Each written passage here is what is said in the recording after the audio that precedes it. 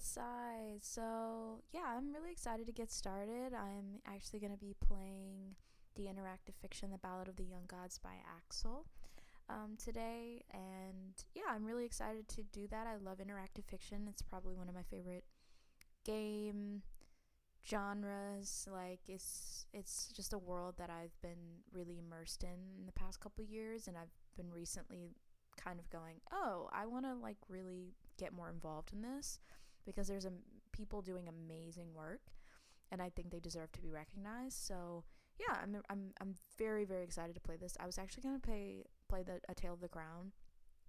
I believe that's what it's called. It's like one of the classics, along with like Wayfarer or um, The Bastard of Camelot. Like I don't know if I would play that on here, but you know, to speak of classics as this is as well. But that has more chapters, and I was like, this would probably be a good place to start.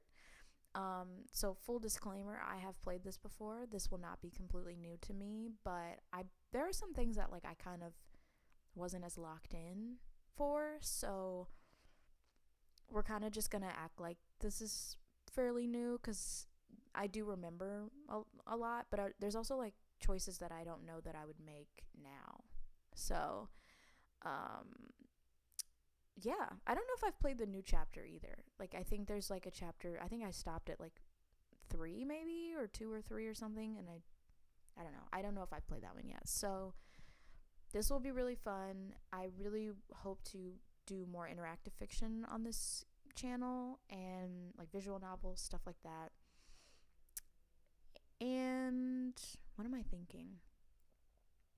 Yeah, I'm thinking we just get started. I'm gonna try to read uh, kind of as much as possible about this, and yeah. So let's start. Wealth, power, death. The Ballad of the Young Gods is a dark academia interactive fiction story with dark fantasy and psychological thriller themes. Some of the romances also contain tropes and storylines which may be disturbing to some readers. It is based on media like Ninth House, The Secret History, Masters of Death, and Sci-Fi's Deadly Class. My name's Sci, that's funny. Sci-Fi, that's my nickname. It is rated 18 plus for depictions of swearing, sexual themes, gore, violence, and death. That sounds like a party to me. Okay, so synopsis. Getting into an Ivy League school is a dream that thousands of American students nurse from a young age. Luckily for you, that dream is your reality. 4 years of continuous hard work and pressure have made you a profound freshman at Yale University. And as if that wasn't enough, you have been handpicked to attend Rothor College, whose selection process is revered across all the nation's top educational institutions. But you should have known this stroke of luck came with a catch. Yale is a crucible of power. Ooh, I love the word crucible. Where secret societies wield arcane magic and the dead are far from silent. The illustrious House of Styx wants you, and this is a situation that not even your money can get you out of. They were powerful, elite, and most of all, controlling beyond recognition. They are also the heart of the 8 secret societies that attach themselves to Yale. From the White House to Hollywood's most acclaimed stars, their influence reaches farther than anyone can dare to imagine. A sinister conspiracy brews under Styx's watchful gaze, one that threatens to unravel the fragile balance between the living and the dead. But in a graveyard of secrets, you and your accomplices are the ones with the shovels. You're now in a world where the past is never truly dead, and the lines between life and death blur with each passing day. But some secrets are better left buried, and some prophecies are destined to drag you to hell. That's a great synopsis, actually. I don't think I've ever read it, which is not great because they put a lot of work into this. I'm so sorry, Axel. I might have just skimmed it, but that's actually really great. It's a little like long, but not in a bad way because that's the synopsis. But just like actually intricate. I really enjoyed that. So the cast, we have Cedric Armand Lacroix, or slash Celine Armel Lacroix. Vindictive, conniving, ruthless. As the heir to the LaCroix fortune, C is every bit as arrogant as their bloodline demands them to be.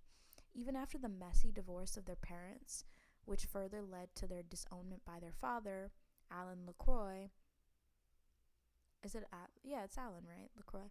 I'm probably saying the last name wrong. So sorry. If I'm like thinking of a little legitimate LaCroix. They refused to give up on their dignity. They vowed to destroy him one day and claim their rightful place as the heir apparent. Oh, the world bent to C's whims. What money couldn't buy them, those pale green eyes probably could. There's nothing they can't have, especially if they set their mind to that. That is until you came along and stayed one step ahead of them every time in everything that mattered. It wasn't just the fortune or the legacy at stake, it was the bruising of their pride, the constant reminder that someone, anyone, could outmaneuver them. But beneath the layers of resentment and anger, there's something more, something darker, even more dangerous.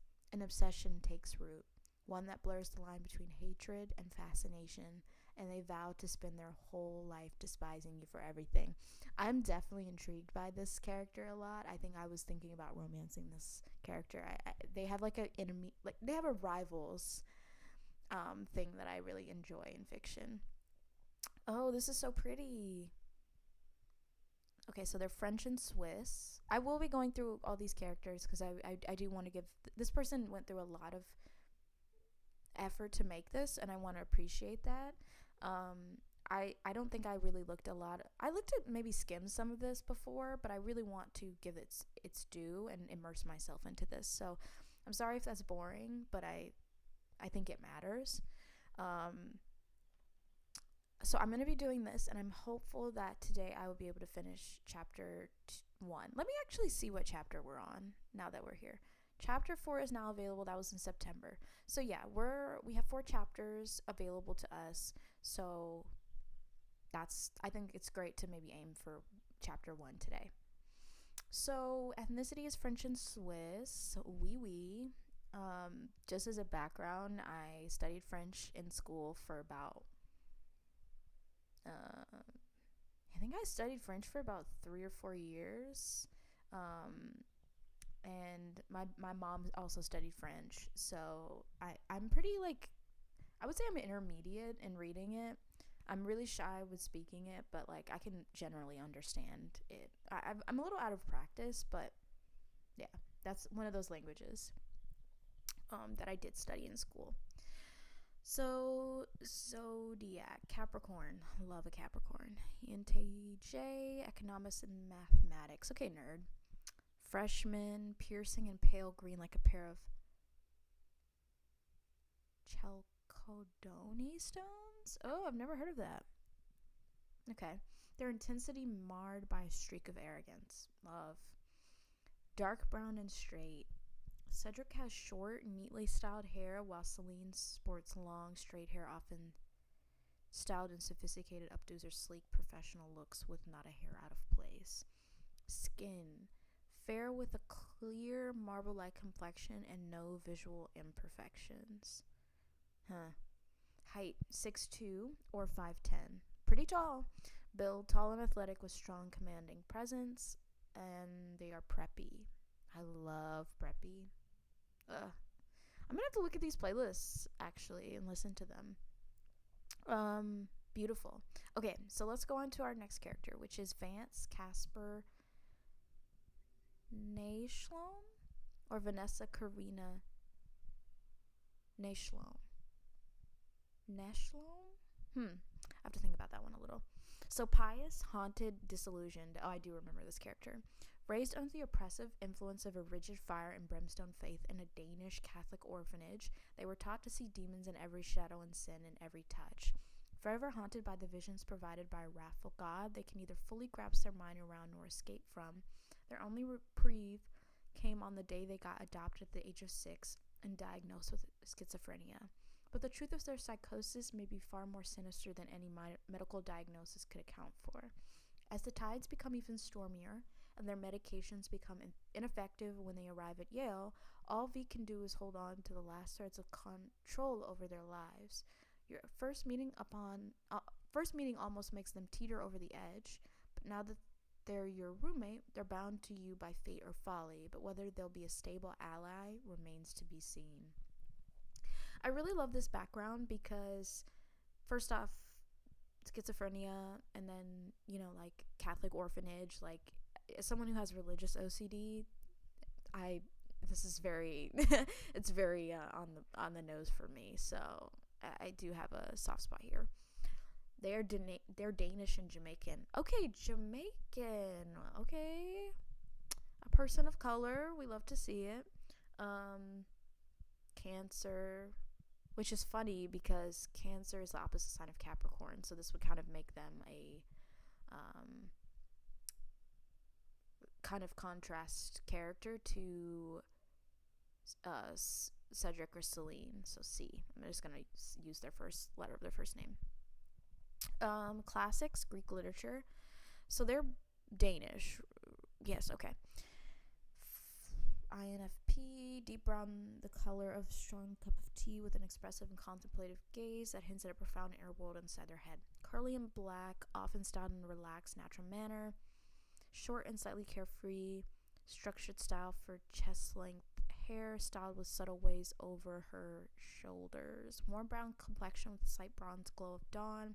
A little vertical scar on the left chin being lighter than its surroundings.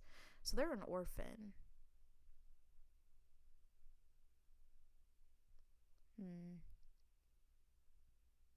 That's rough. That's so sad. Warm brown okay, so we read that. 6'1" or 5'9". Okay. That's still also a little tall. Lanky but lithe with a natural grace and ability and agility, sorry. Dark academia. Love dark academia. Okay. Let's see. Wait, why did it do that? Okay. Let's continue with Wilhelm, which reminds me of Young Royals and also Scam.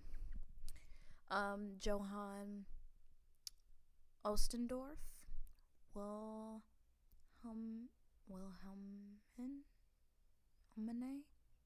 I don't know how to say this first name. It's a little difficult for me.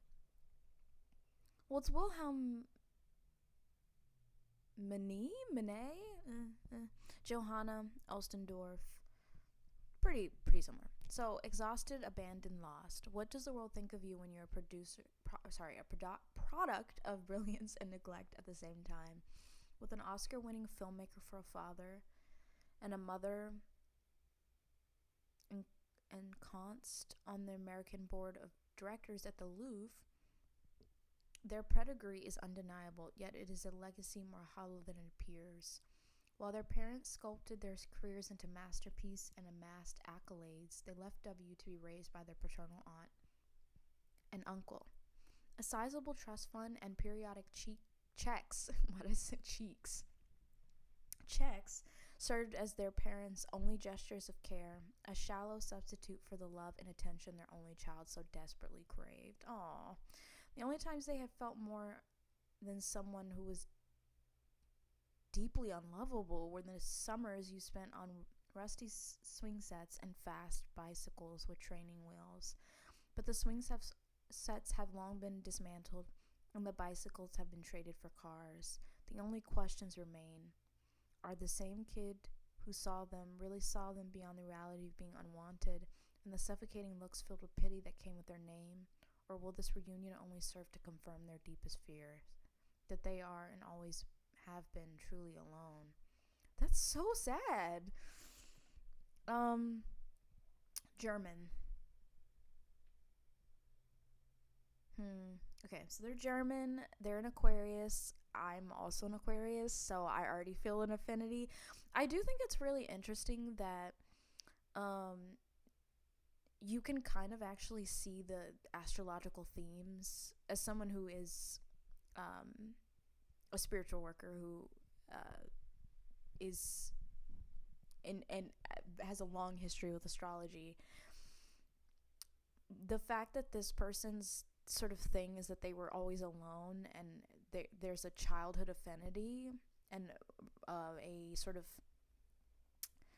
view on friendship and like loyalty and almost like also a nostalgia, but I would say the themes of friendship and like loyalty and being alone is very Aquarius. That's such an Aquarius theme.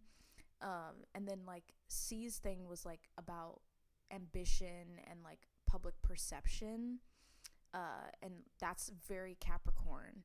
And the Cancer of V kind of being um, family, like ancestry, and then a struggle with like emotional state.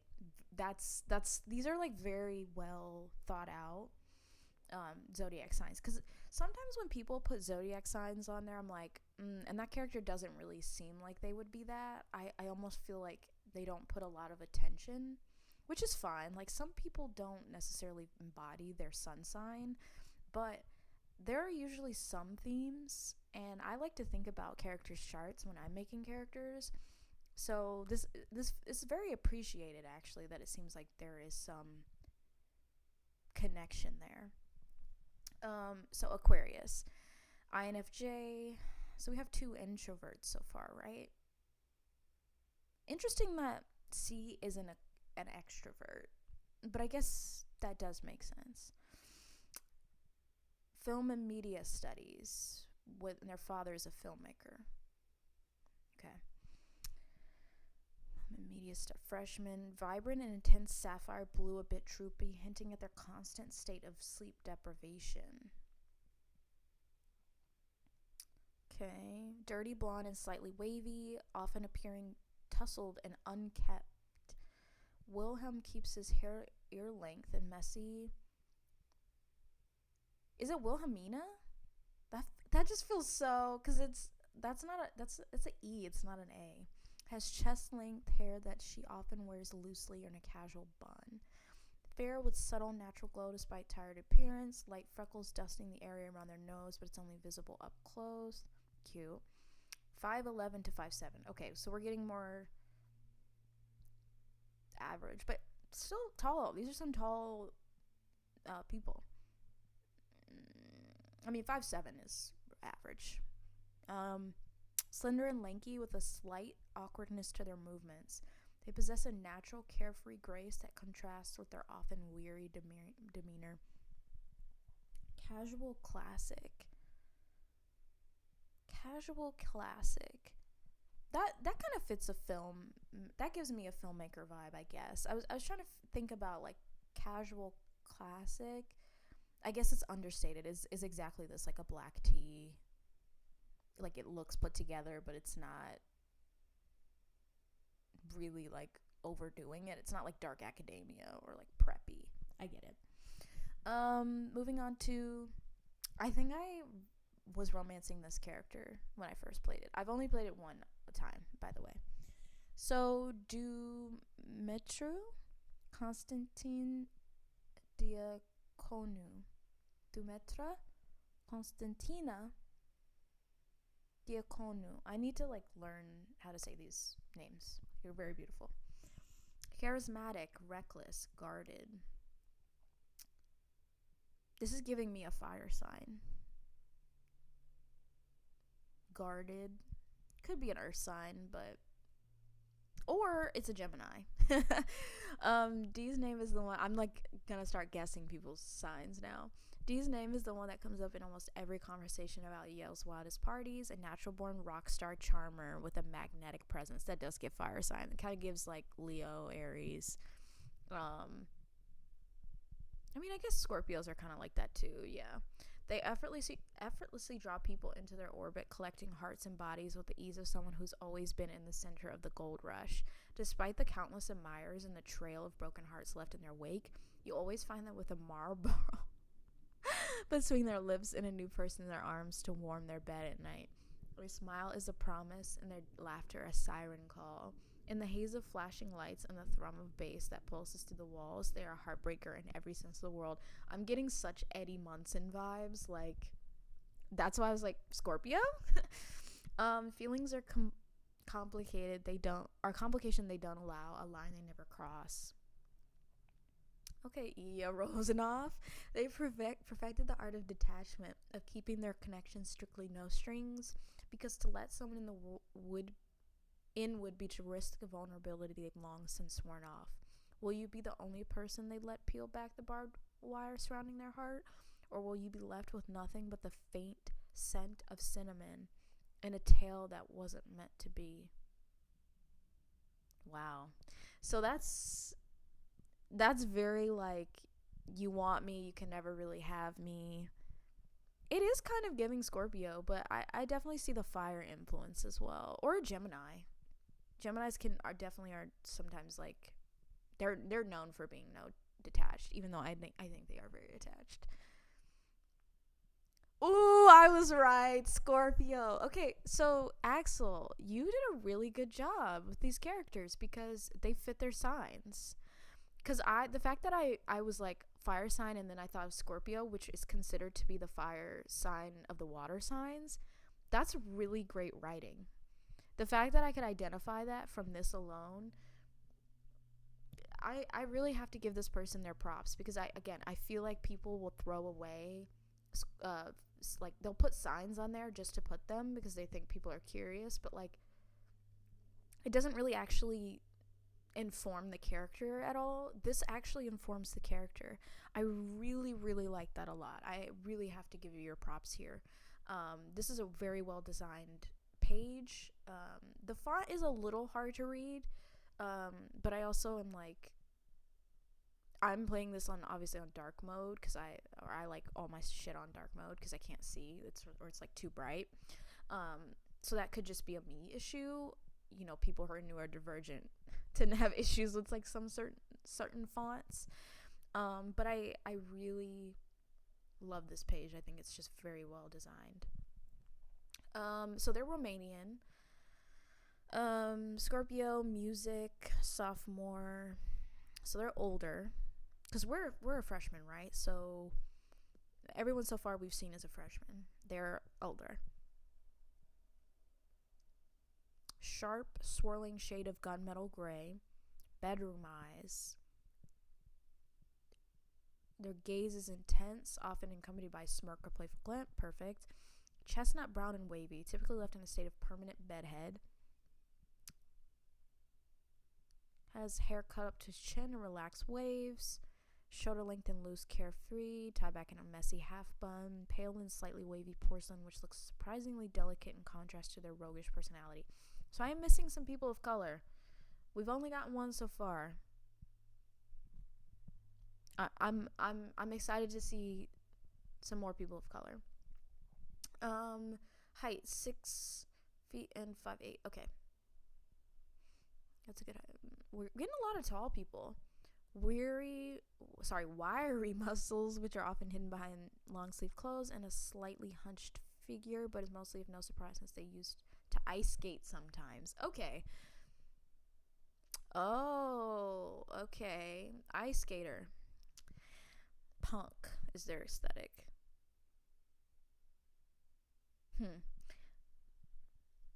I feel like I was thinking something and I don't remember what I was exactly thinking, but it might come back to me. That's very interesting. What did it have to do with like wiry muscles? I think I was thinking of something else. Okay, I'll come back to that later. Perfect. So we have Maxwell Edmund Whitlock Singh.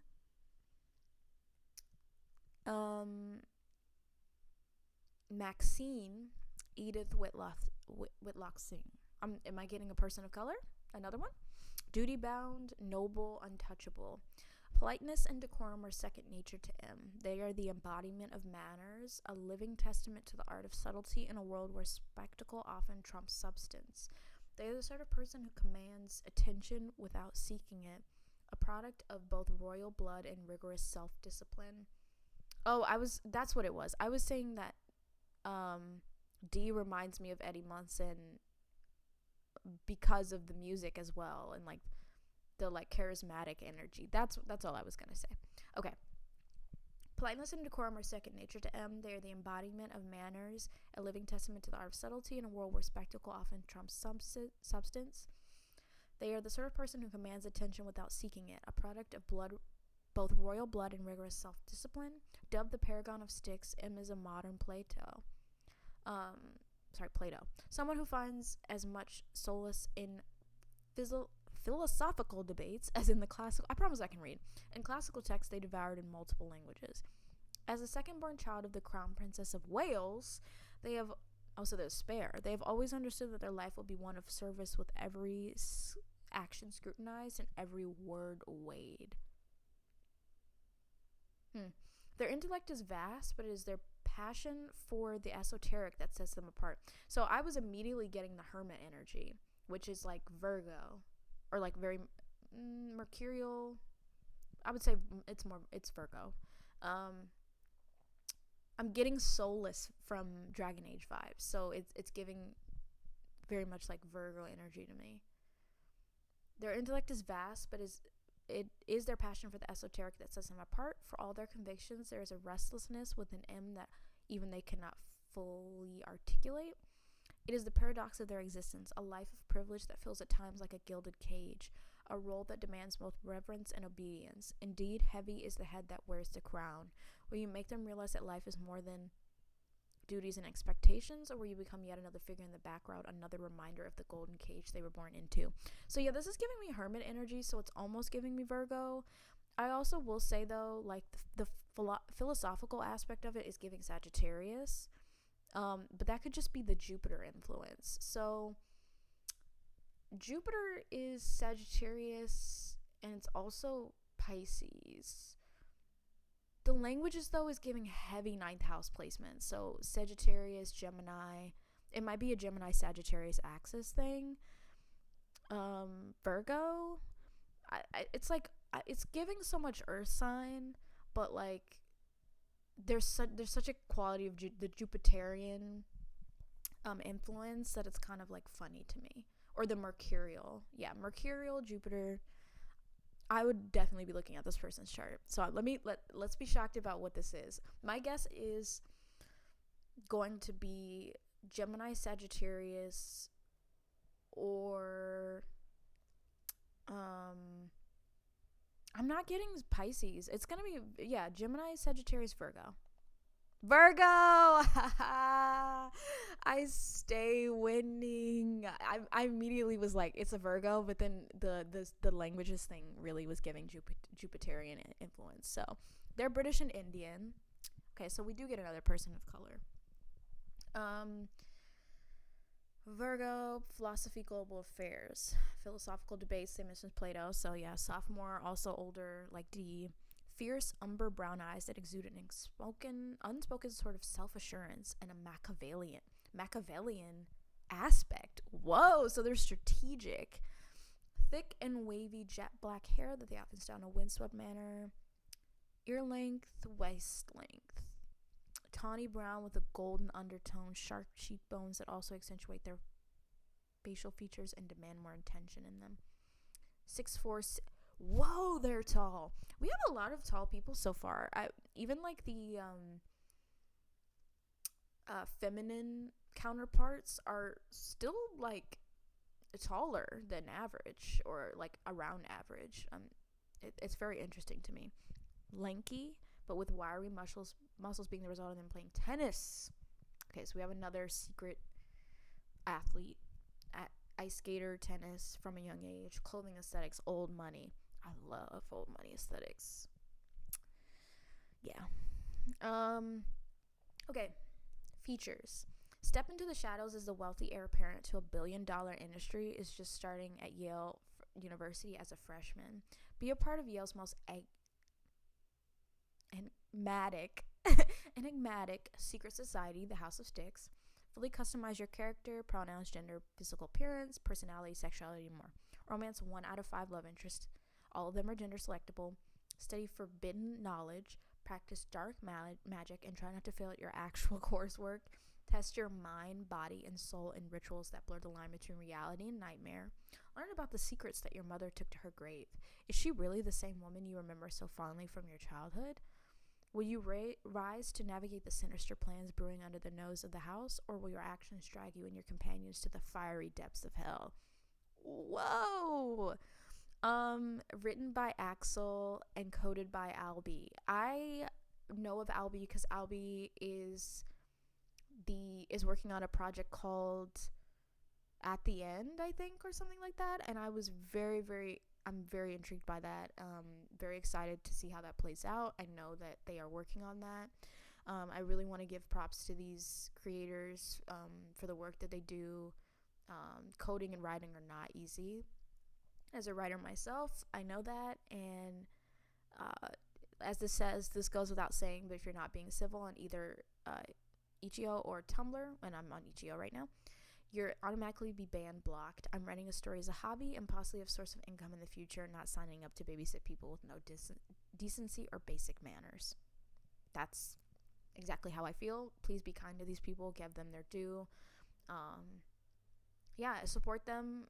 Let's see, do they have anything that says that? No, but yeah, support them as much as possible. Be kind. Again, let's maybe get started. Are we excited? How long have I been recording for? 31 minutes. Let's do it. If there's music, I'm turning it off. I want to make that very known.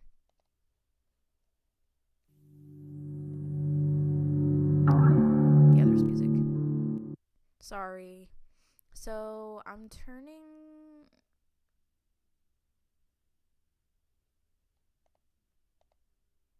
Ooh, I didn't know there was different themes. I'm cool with I hate bright shit. So, like, let that be known. Okay, we're doing that. Children of Cain, number 1. Yeah, I'm so excited. I'm sad about the music a little bit, but like, I don't know. I might get copyrighted, and also, I don't know. Sometimes volume stuff is weird, so you might not be able to hear me. I mean, I guess I could put it pretty low, but I think it'll be okay.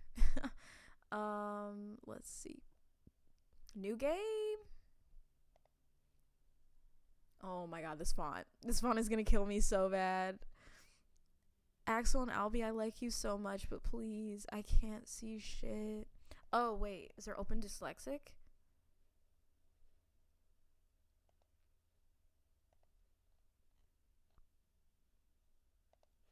Oh, okay. Thank God. Okay. Persephone's letter, October 2005. Freddie died yesterday. There was no body to be buried, no funeral to plan. We're planning to go for a search, and while I highly doubt it'd do us any good, I want to be there. If not for Freddie himself, then for Jane. They were expecting a child in 8 months. He would have made a wonderful father, but as luck would have had it, we won't be able to see it happen. Jane is inconsolable, of course. She blames Callum for his shoddy spell work on Freddie's protective ward, and I have no doubt he'll face Dean Windsor's wrath when he arrives. Good riddance. No wonder the other oracles don't want to associate with him. I'll make sure this is still... Yeah. Okay, cool. Truthfully, mi consigliera? I am tired. Dreadfully so. When I joined the house, everything seemed so tantalizing and exciting to me. How could it not? A whole new world was open to me. It was more than I could have ever hoped for in my dull and dreary routine of studying, reading, and mooching up to the professors. But now that I've been here for 2 years, the only thing I can feel for these people is anger and contempt. I've realized that in my ambition to be among the big names, I have sacrificed what made me human. I have done everything they've asked of me so far, but each of these tasks fulfilled is now weighing me down like an albatross around my neck. Ooh. My soul is damned, my body a bargaining piece, and even after all that, I have nothing to show for it. There is an itch in my skin that I just can't scratch when I think of the house and the vipers who disguise their greed with altruistic purposes. It took me years to finally find the Machiavellian intentions buried deep within almost everyone there. So ironic for me to be blinded by my vocation to see through it all. And what do you know, they're already planning to choose Freddie's replacement. I hadn't been wrong about the search being just another ruse to repress the unease that is brewing among the cohorts and centurions. Okay. To add insult to injury, they expect me to be the one who trains them while Archon does who knows what. They expect me to obey, to be a puppet who mindlessly follows their damning instructions. I refuse. I am no one's pawn or muse. I am the owner of my soul until I have to pay my dues. And until then, I will defy with every fiber of my being. Jane has already lost the love of her life. She will not be losing her soul sister as well. I have already talked to Hades, and he thinks it's the most sensible decision. But me conseiller, he worries so much with his bleeding heart on his sleeves. He tells me we run away and hide. We can run away and hide, even bring Jane with us if she and I so desire. A secluded Dutch manor in the middle of nowhere. My darling knight, so valiant and eager to shield me from anything that might harm me, often to his own detriment. Many take his kindness for weakness. They say his soft heart is his greatest hubris. But it is mine too by extension, as he is my weakness. It is quite endearing how he tries to keep the diamond ring a secret, yet he realizes not that Jane has the unfortunate knack of never being able to keep a secret from me. I shall let it slide just to see his handsome face light up. If I were a more delicate woman, I would have shed tears over the family heirloom he plans to present to me as a promise of his lifelong devotion. As fate has it, all I can do now is try to stop the swell of my hopelessly love-struck heart whenever he is near me. The stars are in full brightness today. The sky is littered with them. If there's anything constant to be admired here in the godforsaken city, it's the view. I wish you could be seeing this with me right now, mon conseiller. Mi conseiller. It is beautiful. I miss my home. I miss my parents. I miss my baby brother. I may as well never see them again as things are about to be very different. Truth be told, I have no idea if I'll ever even be able to follow through with my convictions. My bravado and anger aside, I am but a cog in their grand machine, fixable but also replaceable. I am sick of the vipers who have coiled their tails around me. I am ready to wash my hands of their venom and the house forever. And to Frederick Lachlan, forgive me for all the promises I failed to keep, but most of all for the ones I dared to make to you in the first place. With warmth and love, Persephone. I like that they mentioned Hades.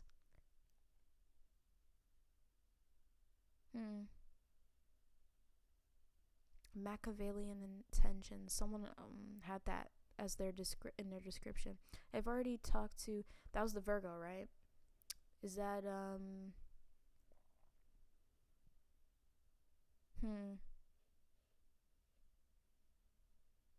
Hades and things. Okay, so interesting. Read and open dyslexic. See, I feel like this is worse. That's just me though. Okay, that was a beautiful opening. Act 1. Tears, rivers, and other water bodies. Beauty is terror. Whatever we call beautiful, we quiver before it. And what could be more terrifying and beautiful to souls like the Greeks or our own than to lose control completely? Which is one of the Axel's inspirations, right? In The Secret History. Let's go. Sorry if I'm sniffling in your ears. Chapter 1. Novos Ordo. December 2023. It's almost 3 years ago. The manor is still, not the comfortable stillness that comes with dust settling over the rooftops or the hushed quiet of an early morning snowfall. No, this is the stillness of anticipation, thick and oppressive like the charged air before an incoming storm. The maids and manservants in the estate are working as quietly but diligently as possible, occasionally looking up the polished dark oak staircase towards the direction of the room they are made weary of for a few days. It is a room of the estate owners only. I'm gonna be a son. While they know that they are free to go upstairs and go about their duty, they are also aware that it provides more possibilities for the apple of their employer's eye to get crossed with them. And when that happens, not even a perfect track record could save them from being unemployed for life. Whoa. It is what they had signed up for when they decided to work for the illustrious family whose surname alone could hand them almost anything they desired. So, I think last time I wanted to have like an Arab last name because that's me in real life. Yeah, I'm very fond of that. Ooh, Russian. Salvatore. That just reminds me of the Vampire Diaries. Is that the only Arab one? Oh,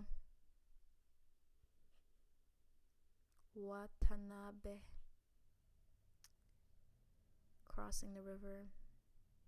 I didn't even notice the Japanese ones before. Is this French? Okay. Yeah, Chateau. Yeah, I'm gonna pick this.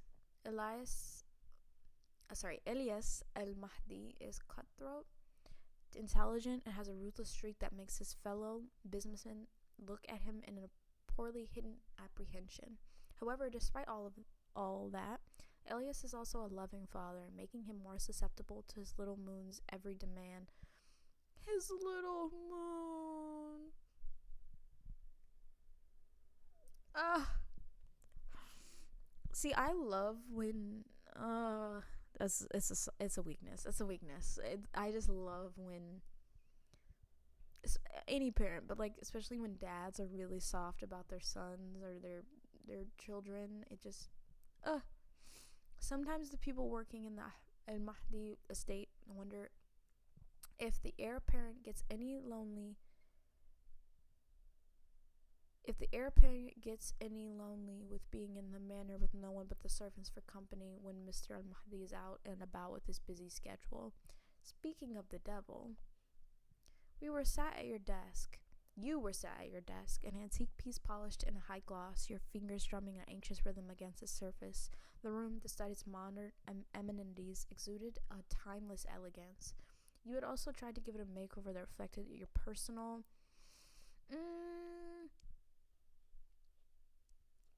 I'm gonna make my character.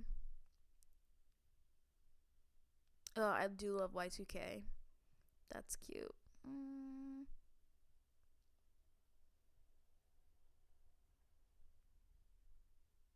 I'm gonna give it like a. Vintage is so like. I do love vintage, but I'm also like, this is so generic. Like, vintage is like what subset of vintage? Because like there's 90s and there's Y2K.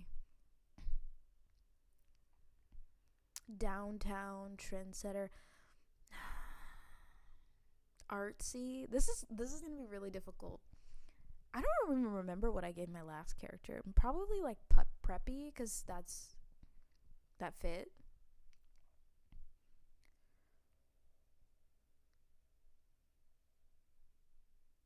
I might pick Y2K.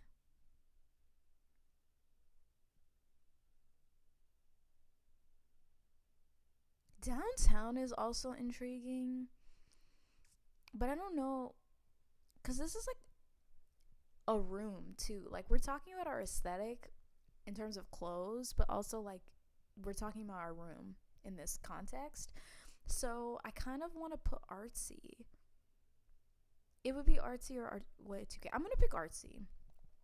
Heavy drapes framed the tall windows, filtering the pale afternoon light. The air was filled with the faint scent of lavender from the sachets your father insisted on tucking into every drawer. I know exactly what those are, but I don't know if I've ever said that word aloud. It was a familiar scent that you've known since forever. Despite the comfort and warmth of the room, which contrasted heavily with the cold that winter brought outside, there's no way to tamper with the anxiety that is heavy against your stomach. You glance at the time displayed on your iMac, 3:47 p.m. You are rich. You got an iMac? Time was passing excruciatingly slow, and you kept refreshing your email anxiously. The minutes seemed to stretch, each one an eternity of its own. You have been waiting for this moment for what felt like a lifetime. 4.0 GPA, numerous extracurriculars, volunteering events, charities. Let me full screen this. I just realized I did not have this full screen. Um, Everything you've been working your ass off for, all of that has been leading up to this particular accomplishment. Yale University, your parents' alma mater, the place where they have met and set off towards building a life together. The only connection you have yet to follow when it comes to your mother. It's a place etched in old photographs, sepia toned smiles, and stories whispered over Sunday dinners with your father. Why do I sound like I'm in New York? Like, what's happening to me right now? I am Southern, and I'm not. I'm okay. My voice, whenever I read, I feel like my accent just changes based on what I'm reading. It's the wildest thing. So sorry if you're like, hey, why is your voice doing that thing? I don't know. But over the years, it became more than that. It is now a question mark, a void you're desperate to fill, a chance to rewrite a chapter you've only read about from word of mouth or the internet. Your relentless obsession with attending the university had startled your father at first, but he didn't hesitate to show his support once he realized how serious you were taking it. He enrolled you in tutorial classes to learn languages, Latin, alongside other languages of your choice. Select at most 4. So I'm gonna pick Arabic because that's my heritage language, and also we're Arab, um, or at least we have an Arab last name. But I think I want my heritage to be Arab. Mm, Maybe I'll pick the languages that I'm most intrigued by. So French, I would pick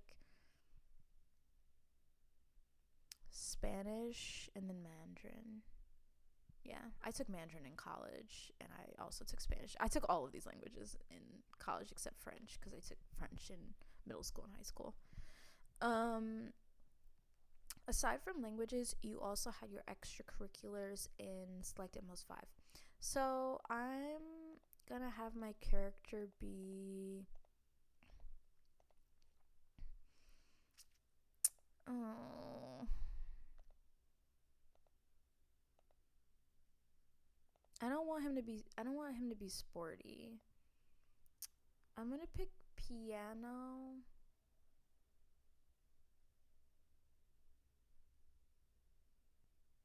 I didn't play piano. I play drums. But I'm learning. I'm trying to learn piano. And guitar. So, but I just love piano. I think it's such a beautiful instrument. So I'm gonna have him learn that. I was thinking about vocal lessons. Select at most 5. Okay. So I don't think. I don't know. I feel like my character would not really be into this. So we're gonna pick social skills. We're gonna pick manners and protocol. Public speaking, model UN.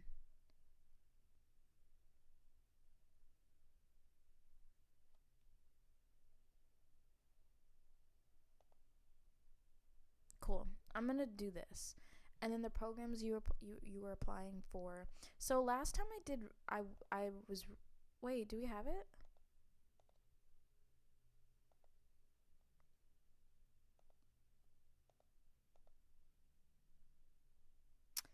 Pre-law, fine arts, humanities. So I picked religion last time. Is religion gone now? No. Wait, is that true? So I'm actually a theology student. I have my degree in religion, but I will be a uh, I will be continuing my education in religion, specifically in like divinity, and I really was excited about that. So I'm hoping that maybe that comes up later because I feel like it was an option before, but it's not anymore. So I want my character to still be in humanities though. Yeah, they're not like a science person and they're not a med person. So the only thing I can think of is like it would probably be any of these 3: political science, history, sociology, ethics, politics, and economics. I kind of like this because I was gonna go to school for ethics. So Because it can have esse vein in religion or theology. So I don't think you'd pick compare. He wouldn't really. My characters wouldn't pick any of these. So it's no on these. History of art. Eh.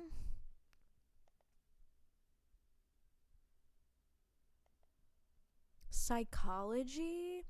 You know, I'm gonna pick ethics, politics, and economics because that's a really good sub. I'm really bummed about religion not being on here because comparative, no. English, no. I mean, classics can have. Classics and anthropology can both do that, but like, no.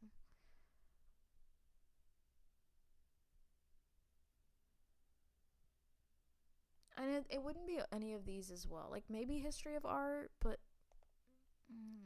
yeah, I'm gonna lean more. Sorry, I'm like still hung up on this, but this is really important for my character.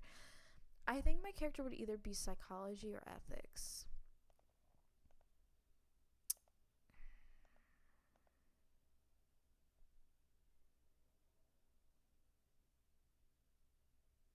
I don't know.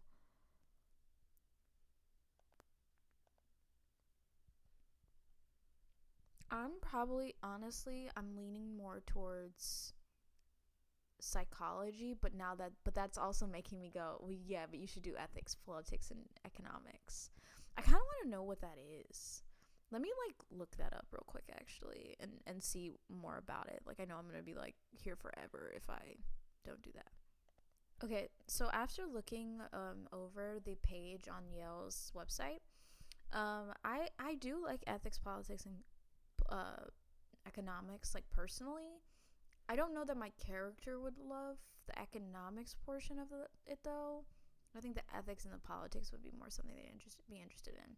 So I'm actually gonna pick here. I did look at anthropology a little bit as well. I'm actually gonna look at psychology.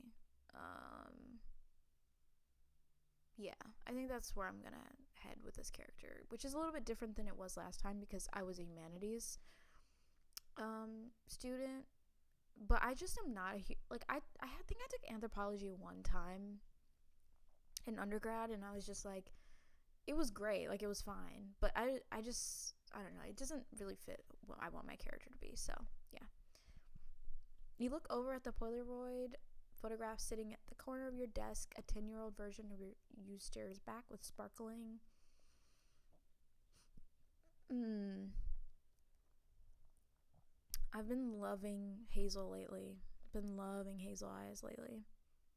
I'm gonna pick like a really sunlit amber eyes, lips split into an ecstatic grin that shows off your missing incisor. Thanks to biting into a particularly hard apple. A woman is sitting beside you, identical in almost every aspect of your appearance, as she too sports a grin eerily similar to yours, sans the missing teeth. The same shade of. I'm about to make the prettiest boy you've ever seen, so let me lock in. I think I want like loosely curly. I love black hair.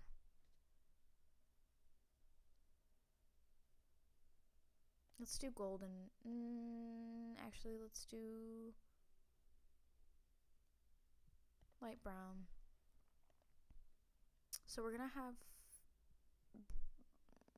light brown.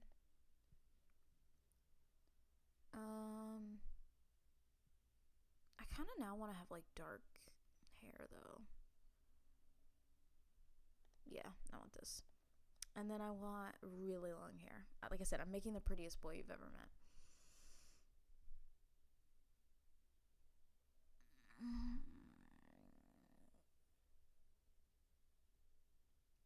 You had kept your hair. How long do I want my hair to be? Yeah, I want waist length. I honestly hip length would be great, but like let's just do waist. something that you still do these days. The memories you have of the holiday in Greece are still something which you hold dearly in your heart. Growing up, you seldom had the chance to go on a solo holiday with your mother due to your schedules usually clashing. But even if you ended up spending your summers at the house she had in the suburbs of Providence, Rhode Island, remember having the time of your life just helping her out in her gardens or playing with the friends you made there. You know that the place is now left barren. Some gardeners and housekeepers are assigned to the property to make sure that it's still kept pristine and habitable. But it's habitable, but it'll never be the same as it used to be before. What is your name? I kind of want a gender neutral name.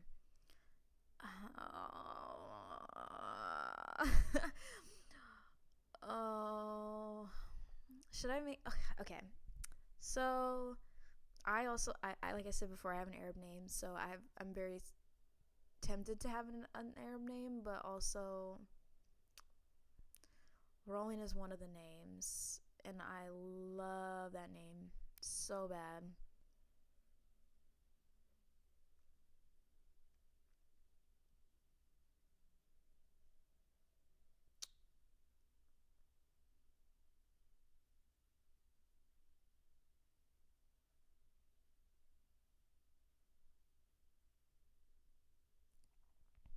Well, and the thing about this name though, Rowan, we in like Arabic they'll say Rowan. I kind of want to pick it. Like the tree. I don't know, it's so cute. What are the traditional masculine ones? Okay. Yusuf. Nikolai.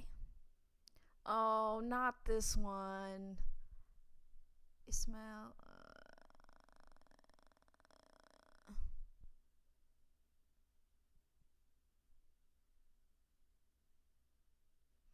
I don't really want to pick any of these though. They're like a little too. Yeah, I think I'm gonna pick this one. I'm sick and I'm twisted, but I have to do it. Also, love Sasha. Yeah, love that name. What is your nickname? Um,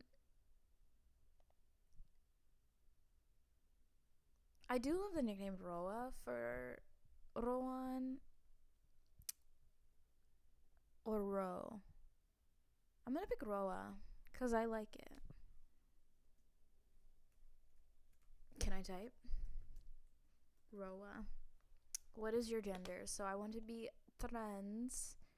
Well, I was gonna pick a trans man, but actually I might just be non-beanie.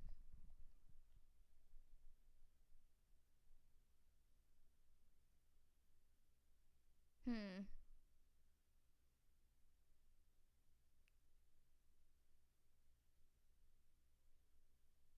Yeah, maybe I'll be non-binary. Let's do that, and then let's like do he, him, his. I want to be short because everyone else, all the love interests are so characters that we saw are pretty tall. So I want to be tiny. I guess I could be average, but no, let's short king. Like,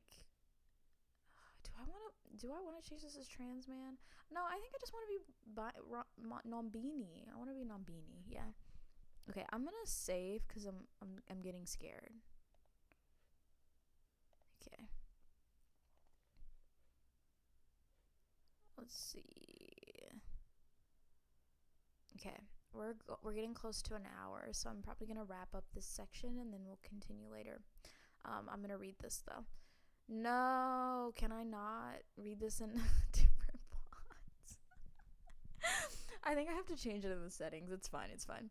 December 14th, 2023. Dear Rowan, welcome to Yale College. It is with the greatest enthusiasm that I write to congratulate you on your admission to the class of 2028. The world has never been more in need of intelligent, strong, committed, energetic, and visionary young people. I'm delighted that we have chosen you to be among those at Yale, and I hope you will join our community next fall. For over 300 years, Yale's motto, Lux A Veritas, Light and Truth has guided Yale students, faculty, and alumni in their pursuit of knowledge and leadership. As a Yale student, you will engage astonishing intellectual, cultural, and scientific resources. Your Yale education will equip you with the knowledge and wisdom to make, wisdom to make an impact in any field, anywhere in the world. The Yale experience is shaped by the people who make up its community. It is a place of belonging, respect, and friendship, where diversity and fellowship reinforce each other. I know who your fellow students will be, and I am confident you will not find in one place a more diverse, talented, and aspiring company of peers. I recognize that this news is accompanied by the challenge of choosing your new home without the benefit of visiting the spring. Although I wish you would meet your new classmates and bond with the Yale community on campus, hundreds of your peers are ready to connect on digital platforms. Please join the 30 Bulldog Days of April at admissions.yale.edu/admits all month long. When you are ready, please reply to our offer of admission by completing the online reply form on your status portal. We ask that you reply by May 1st, but if you require more time to reach your decision, you may contact us to request an extension. If you have any questions, please email bulldog@yale.edu. We hope that you would choose to join us at Yale, and we look forward to celebrating your unique contribution to university's traditions, life, and mission. It is clear from your application that you are a person who lives for challenge, for excellence, and for making a difference in the world. Congratulations on your achievements so far. We look forward to what is still to come. Best wishes, Jeremiah Quinlan, Dean of Undergraduate Admissions and Financial Aid. This took me back to my my school days. I was like, oh, my undergrad school days, whoa. Okay, so we're gonna end this part right here, and yeah, I'll see you guys at the next part. Thank you.